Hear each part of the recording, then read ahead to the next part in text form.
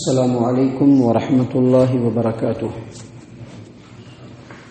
اعوذ باللہ من الشیطان الرجیم، بسم اللہ الرحمن الرحیم۔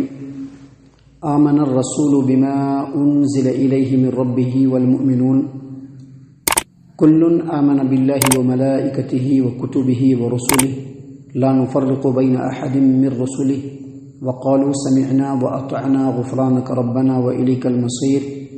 لا يكلف الله نفسا إلا وسعها لها ما كسبت وعليها ما اكتسبت ربنا لا تؤاخذنا إن نسينا أو أخطأنا ربنا ولا تحمل علينا إصرا كما حملته على الذين من قبلنا ربنا ولا تحملنا ما لا طاقة لنا به واعف عنا واغفر لنا وارحمنا أنت مولانا فانصرنا على القوم الكافرين آمین۔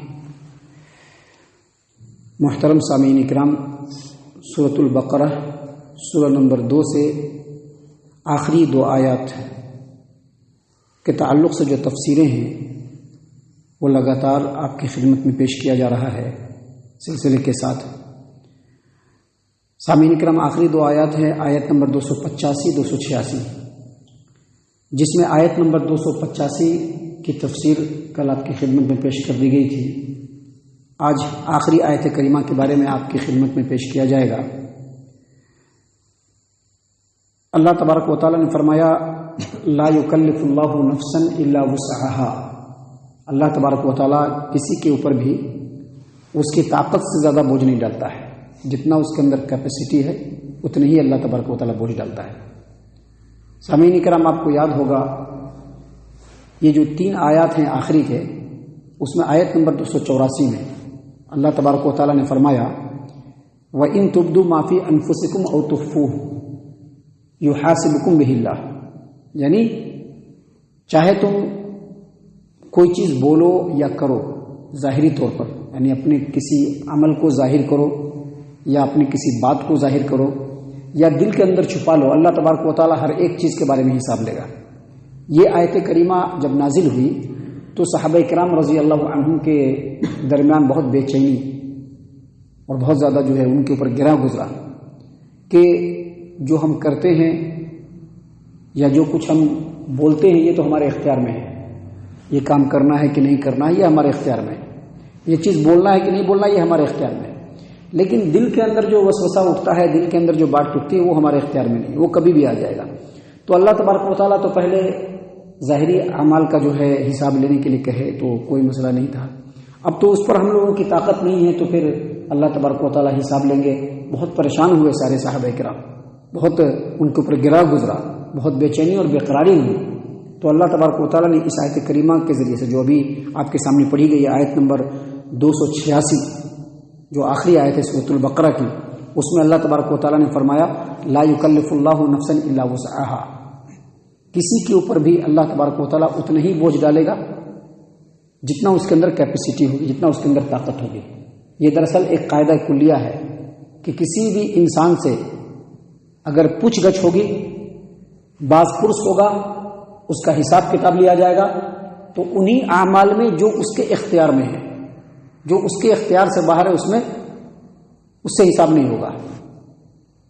اب مثال کے طور پر ایک آدمی ہر روز نماز پڑھ رہا ہے، لیکن ایک دن اس کے اوپر نیند کا غلبہ ہو گیا اور وہ سویا رہ گیا، اس سے اس کے بارے میں پوچھ گچھ نہیں ہوگی، اور شریعت نے وہاں پر رہنمائی کر دیا ہے کہ اگر کوئی آدمی کسی روز غفلت میں آ کر کے سو جاتا ہے تو جس وقت وہ اٹھے گا وہی اس کا وقت ہے، وہ اس وقت میں نماز نہیں پڑھ سکا، اس کے بارے میں اس سے پوچھ گچھ نہیں ہوگی۔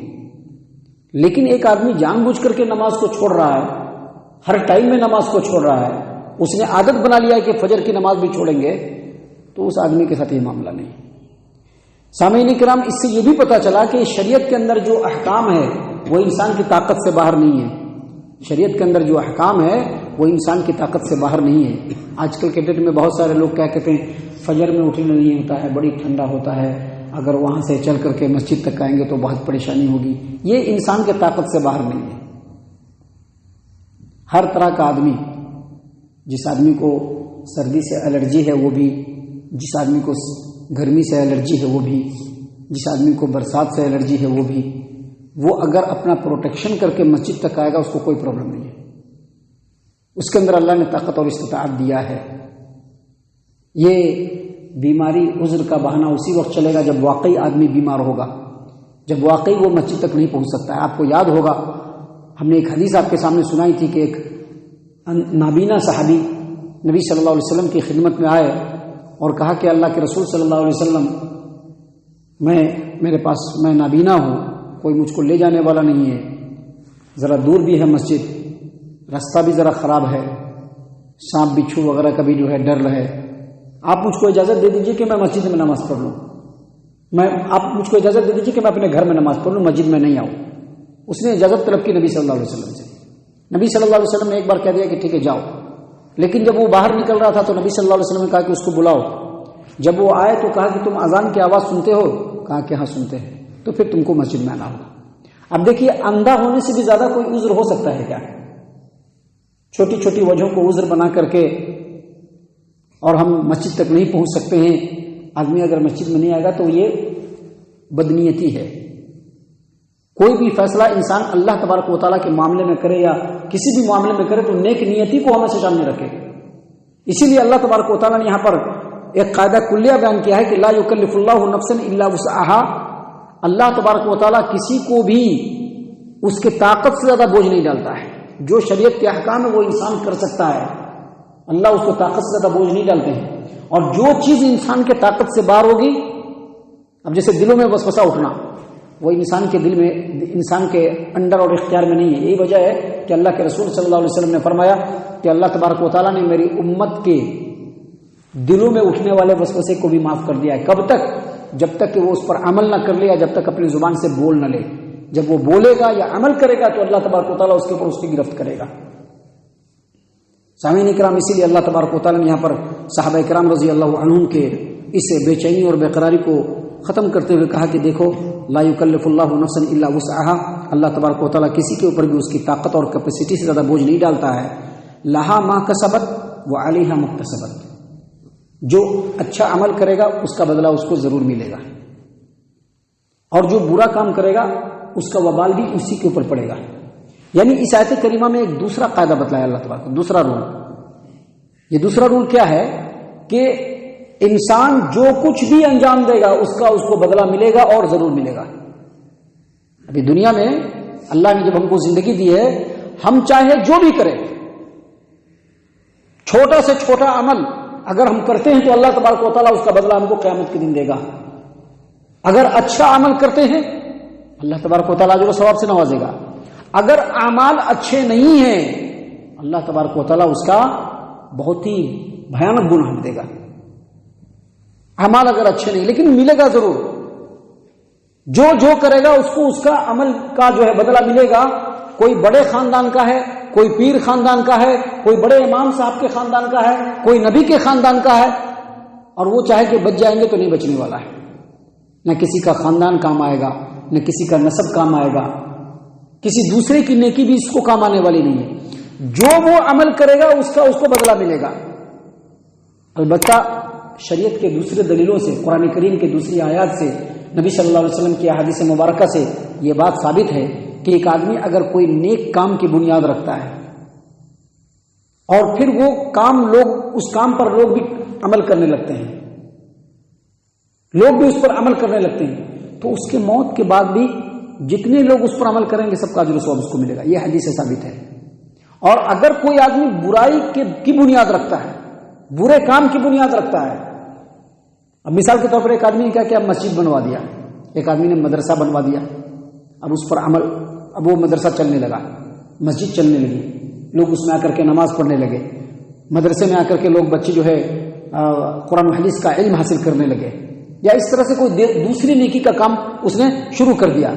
اب اس کو دیکھ کر کے جتنے لوگ کریں گے اور اس کے مرنے کے بعد بھی کرتے رہیں گے تو اس کا اجر و ثواب اس کے کھاتے میں جاتا رہے گا.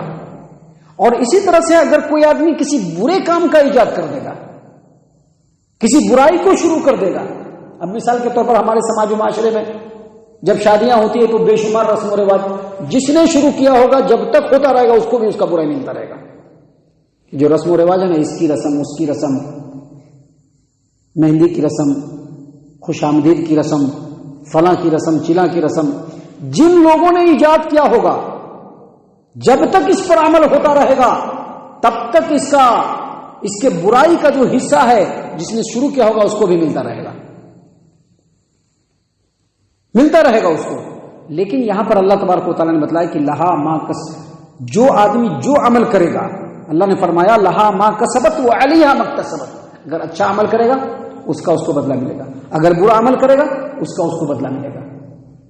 اس کے بعد اللہ تبارک و تعالیٰ نے آگے بیان فرمایا ربنا لا تؤاخذنا ان نسینا او اخطانا. اللہ نے سکھلایا صحابہ کرام کو بھی اور اس کے بعد ہم لوگوں کو بھی. کیا سکھلایا؟ اللہ تبارک و تعالیٰ سے اس طرح سے دعا مانگو. کس طرح سے دعا مانگو؟ اے ہمارے رب، ہم سے جو بھول چوک ہو جائے، جو خطا اور غلطی ہو جائے، اللہ اس پر ہماری گرفت نہ کرنا. یعنی یہاں پر اللہ نے تسلی دیا کہ یاد رکھو تمہارے دلوں کے اندر جو اٹھنے والے وسوسے ہیں، یا تم سے جو بھول چوک ہو جاتی ہے، یا تم سے جو خطا اور لغزش ہو جاتی ہے، اللہ اس کو معاف کرنے والا. اللہ جب خود سکھلا رہا ہے تو اللہ اس کو قبول کرے گا. اللہ خود سکھلا رہا ہے، اللہ اپنے بندوں کو سکھلا رہا ہے کہ اللہ سے دعا مانگیے ربنا لا تؤاخذنا ان نسینا واخطانا. اللہ تبارک و تعالیٰ ہم سے جو بھول چوک ہو جائے، ہم سے جو خطا اور لغزش ہو جائے، اللہ اس پر ہماری گرفت نہ کرنا. جب اللہ نے سکھلایا اللہ ضرور دعا کو قبول کرے گا. اس لیے کہا کہ ایسا کہو تم اللہ سے دعا مانگو. اس کے بعد آگے مزید اللہ نے دعا سکھلائی. کیا دعا سکھلائی اللہ تبارک و تعالیٰ نے؟ اللہ تبارک و تعالیٰ نے کہا کہ اپنے رب سے دعا مانگو ربنا ولا تحمل علینا اسرا کما حملتہ علی الذین من قبلنا.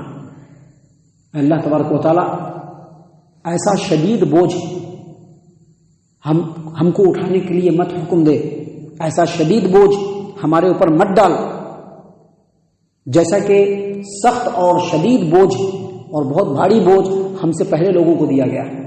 مطلب کیا ہے؟ مطلب ہماری شریعت کو آسان، الحمدللہ شریعت تو الحمدللہ ہمارے پاس آ گئی، اور نبی صلی اللہ علیہ وسلم جو شریعت لے کر کے آئے ہیں وہ بہت آسان ہے. لیکن ہم سے پہلے جو امت گزری ہیں ان کے ہاں شریعت بہت مشکل تھی. ہماری شریعت بہت آسان ہے. ابھی دیکھیے جو لوگ بچڑے کی پوجا کرتے تھے، بنی اسرائیل کے لوگ، جن لوگوں نے بچڑے کی پوجا کیا، گائے کے بچے کی جو ہے عبادت کی بنی اسرائیل میں، موسیٰ علیہ الصلوۃ والسلام جب کوہ طور سے واپس آئے تو ان کی توبہ کے لیے کیا، ان کی توبہ کا طریقہ جانتے ہیں کیا تھا؟ ہم لوگوں کی توبہ کا طریقہ کیا ہے کہ کوئی بھی گناہ کر لو، ایون اگر آدمی شرک بھی کر لیتا ہے، لیکن اگر اس آدمی کے دل کے اندر خیال آیا کہ ہم نے غلط کام کیا ہے، ہم برائی کر رہے ہیں، تو ہماری شریعت میں ہمارے اللہ تبارک و تعالیٰ نے، ہمارے رسول صلی اللہ علیہ وسلم نے ہم کو یہ سکھلایا ہے کہ بالکل نیک نیتی کے ساتھ آئندہ وہ غلطی نہیں کریں گے. پوری شرمندگی کے ساتھ اگر آدمی اللہ کے بارگاہ میں جھک جائے اور ہاتھ کو پھیلا دے اور کہے کہ اللہ تبارک و تعالیٰ میرے گناہوں کو معاف کر دے، اللہ گناہ معاف کر دیتا ہے. ہمارے یہاں بس اتنا ہے. بنی اسرائیل میں جو بچڑے کی پوجا کیے تھے جو لوگ، ان کی توبہ کا طریقہ اللہ تبارک و تعالیٰ نے ان لوگوں کو یہ بتلایا کہ قتل کرنا پڑے گا، ایک دوسرے کو قتل کرنا پڑے گا تبھی جا کر کے توبہ قبول ہوگی. سامعین کرام، ہمارے ہاں اگر کوئی، ہماری شریعت میں، ہمارے اسلام کے اندر اگر کوئی کسی کو قتل کر دیتا ہے ناحق، تو یا تو اس کے بدلے میں اس سے قصاص لینا ہے کہ اس کو قتل کرنا ہے، یا نہیں تو اس کا دیت ہوتا ہے 100 اونٹ یا اس کی قیمت وہ دینا ہے، اور یا نہیں تو اگر جن کو قتل کیا ہے ان کے وارثین اگر معاف کر دیتے ہیں تو معافی بھی ہے. لیکن بنی اسرائیل کے اندر وہ چیز نہیں تھا. کسی کو اگر مار دیا نہ حق تو اس کے بدلے میں مارنا ہی ہے، دوسرا کچھ بھی، دوسرا کوئی راستہ نہیں ہے. ابھی ہمارے یہاں کپڑے پر پیشاب لگ جاتا ہے تو کیا ہے، اس کو دھو دینا ہے تو صاف ہو جائے گا. کپڑے پر پیشاب لگنے کے بعد بنی اسرائیل کے اندر اس کپڑے کو کاٹنا پڑتا تھا. اسی لیے اللہ تبارک و تعالیٰ نے کیا سکھلایا کہ دعا مانگو اللہ سے. کیا دعا مانگو؟ ربنا ولا تحمل علینا اسرا کما حملتہ علی الذین من قبلنا. ہم لوگوں پر ایسا بوجھ نہ ڈال جو بوجھ ہم لوگوں سے پہلے لوگوں پر تو نے اللہ ڈالا تھا. ہم لوگوں کو آسان شریعت دے، اور الحمدللہ ہماری شریعت آسان ہے، لیکن پھر بھی یہ دعا مانگنا چاہیے. اس کے بعد اللہ تبارک و تعالیٰ نے کیا سکھلایا؟ اپنے رب سے دعا مانگو ربنا ولا تحملنا ما لا طاقت لنا به. جس پریشانی کو، جس تکلیف کو ہمیں اٹھانے کی طاقت نہیں، اللہ جس پریشانی کو، جس تکلیف کو ہمیں اٹھانے کی طاقت نہیں ہے، اللہ تبارک و تعالیٰ وہ پریشانی، وہ تکلیف، وہ بوجھ ہمارے اوپر مت ڈال، ہم کو بچا۔ اس کے بعد اللہ نے کیا سکھلایا؟ اللہ سے کہو واعف عنا، اللہ عافیت دے، اللہ عافیت دے، واعف عنا واغفر لنا، اللہ ہمارے گناہوں کو بخش دے، وارحمنا، اللہ تبارک و تعالیٰ ہمارے اوپر رحم فرما، انت مولانا، تو ہی ہمارا مولا ہے، تو ہی ہمارا والی ہے، تو ہی ہمارا سرپرست ہے، تو ہی ہمارا ذمہ دار ہے، اللہ ہم تجھ پر ہی توکل کرتے ہیں۔ فانصرنا علی القوم الکافرین، اللہ تبارک و تعالیٰ کافر قوم کے مقابلے میں ہماری مدد فرما۔ اصل میں یہ جو آیت نازل ہوئی تھی ایسے ہی تکلیف کے موقع سے، جب کفار و مشرکین مسلمانوں کے اوپر بہت زیادہ ہجوم کر رہے تھے، جنگ کر رہے تھے، ان کو مٹانے کے لیے تیار تھے، اس وقت میں اللہ نے آیت کریمہ نازل فرمائی۔ لیکن آج بھی حالات کے تحت ہم لوگوں کو یہ دعا پڑھنی چاہیے۔ سامعین کرام، حافظ ابو جعفر ابن جریر طبری رحمہ اللہ نے اپنی تفسیر الطبری میں فرمایا ہے ابو اسحاق سے، اور وہ روایت کرتے ہیں کہ حضرت معاذ رضی اللہ عنہ جب یہ سورت ختم کرتے، یعنی فانصرنا علی القوم الکافرین کو مکمل کرتے، تو اس کے بعد کہتے تھے آمین، کیونکہ یہ پوری کی پوری دعا ہے، اور دعا کے بعد آمین کہنا چاہیے۔ سامعین کرام، اللہ کے شکر سے، اللہ کے فضل و کرم سے، اللہ تبارک و تعالیٰ کی توفیق سے سورۃ البقرہ آج مکمل ہوا۔ انشاءاللہ کل سے سورہ آل عمران لگاتار آپ کی خدمت میں اللہ تبارک و تعالیٰ کی اجازت اور توفیق سے پیش کیا جائے گا۔ اللہ تعالیٰ سے دعا ہے کہ اللہ تبارک و تعالیٰ ہم تمام کو ان تمام باتوں کے اوپر خوب غور و فکر اور تدبر کرنے کی توفیق عنایت فرمائے۔ اللہ تعالیٰ ہم تمام کو صحیح معنوں میں پکا سچا مومن مسلمان بنائے، اللہ اور اس کے رسول صلی اللہ علیہ وسلم کی اطاعت و فرما برداری کرنے والا بنائے، صحابہ کرام رضی اللہ عنہم کے طریقے پر چلنے والا بنائے، جنت الفردوس میں جگہ عطا فرمائے۔ اے اللہ ہم تمام کو جہنم سے پناہ دے، اے رب العالمین ہم تمام کو جہنم سے پناہ دے، اے مالک الملک ہم تمام کو جہنم سے پناہ دے، آمین یا رب العالمین، وما علینا الا البلاغ المبین۔